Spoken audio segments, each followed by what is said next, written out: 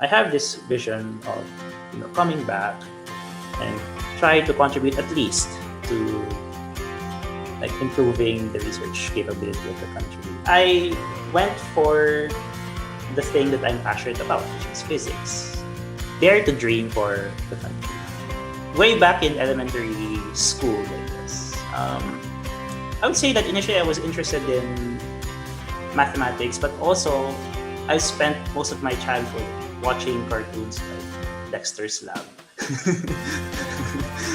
So, I said, okay, I want to be both a scientist and a mathematician. And later on, I realized that,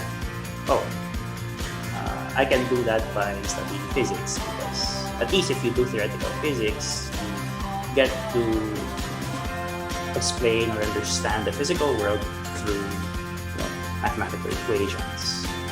So then I went to Filipino Scientists High School, and then I chose to study physics in university, and I studied in the Philippine Science High School. Of course, when you go there, you're expected to take a science course in university.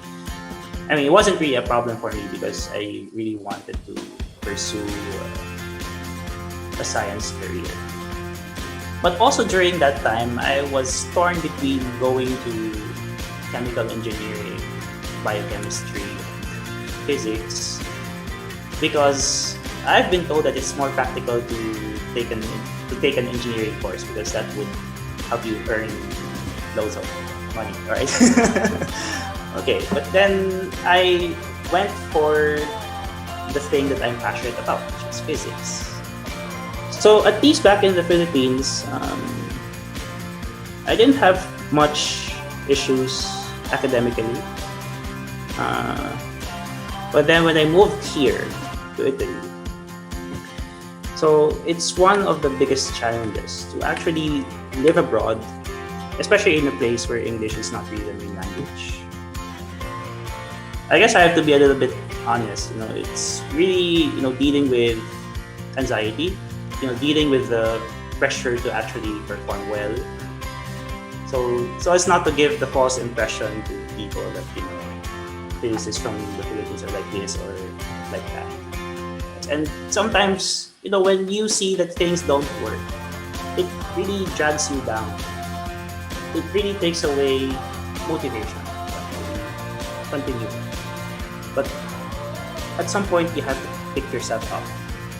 I've read a study that actually 1 out of 2 graduate students are suffering from some kind of mental health issue.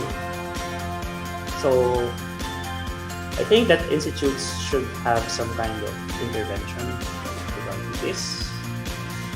I'd say that it's really difficult, identifying yourself as a Filipino physicist. But there are only a few people doing particle physics, particle theory, and all that. And it's really difficult. For instance, when you study quantum field theory, when you study quantum mechanics, it's hard to relate to the people who had made discoveries, like Schrödinger, Heisenberg. Those are very unfamiliar names. You don't hear like Juan de la Cruz or Pedro Santos when you study these things. They're so foreign. But I guess I'm fortunate to have met amazing Filipino scientists like Flip Taniedo, who is an assistant professor at the University of California, Riverside, who is also doing dark matter phenomenology, dark matter physics and particle physics. And also Ian Vega, I guess you know him, he's a faculty at NIT and he's doing gravitational physics. So at least it's not so bad after all. It's not, that somehow made things a little bit easier for me, even if it's still difficult. So first, do well in school. That's an important thing. And also, don't be afraid to ask questions. Right? Because I have noticed, so I have also taught at UP for 2 years.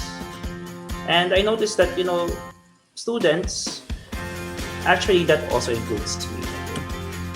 they're mostly passive sometimes. I'm not sure if this applies to everyone, but most of the students I think they are passive and they're afraid to ask questions. But the thing is, if you don't understand something from the material, or you have some curiosity in your mind, the only way is to ask questions from the professor or from the lecturer, from the expert. I remember my TFT professor. He just told us that there are no stupid questions, there are only stupid answers. And finally, dare to dream for the country. It's good to have some kind of vision for the country. Like, okay, it's nice that you have interest in space science, you have interest in physics, astroparticle physics, and whatever.